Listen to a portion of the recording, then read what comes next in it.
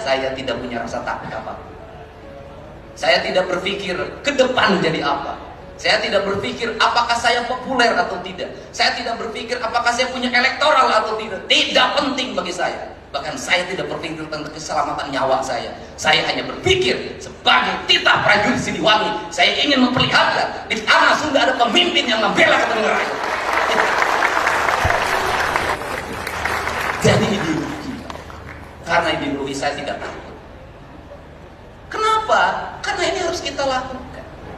Perubahan harus kita lakukan lama. Kita ini habis pada seminar, pada perencanaan, pada kajian. Silahkan dicek di Provinsi Jawa Barat dalam 5 tahun sabar ribu kajian.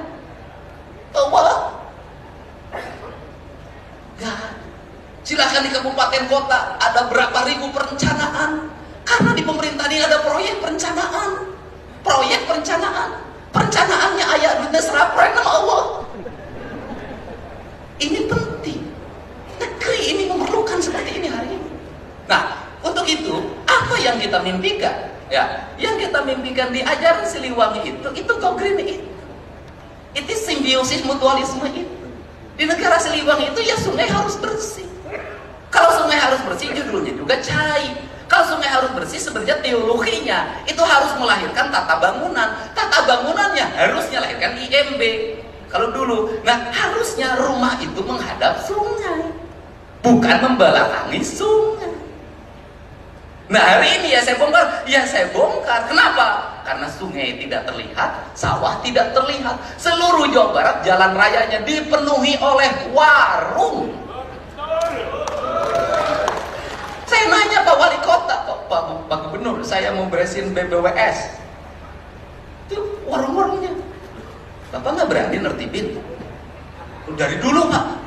Ya saya tahu dari dulu. Saya nanya, Bapak berani nertibin nggak? Dia mengatakan tidak berani. Ayo wali kota wete wani komo lurah. Ini fakta.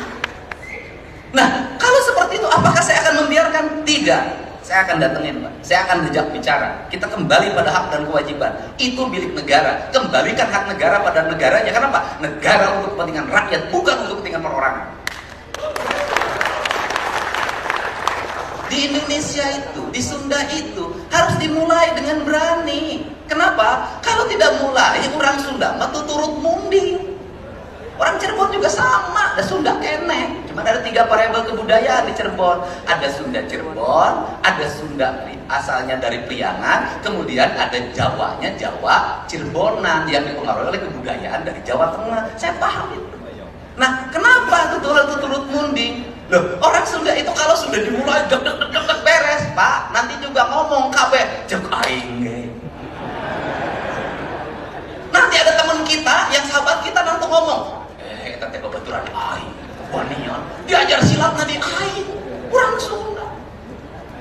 Kemudian orang Sunda tuh begitu karakternya, tuh turut mending nanti rame, dan itu bisa. Dan hari ini ketika mulai, siapa yang melakukan pembelaan terhadap kebijakan Provinsi Jawa Barat, kebijakan kabupaten kota yang beri pada rakyat? Rakyat, Pak. Melakukan pembelaannya pada apa? Dengan memberikan komentar dukungan melalui jejaring sosial. Dan itu demokrasi terbuka, Pak. Dan itu partisipasi publik. Siapa yang melawan arus media sosial, yang itu mendukung kebijakan pembangunan, sesungguhnya dia sedang berhadapan dengan rakyat yang memilihnya sendiri.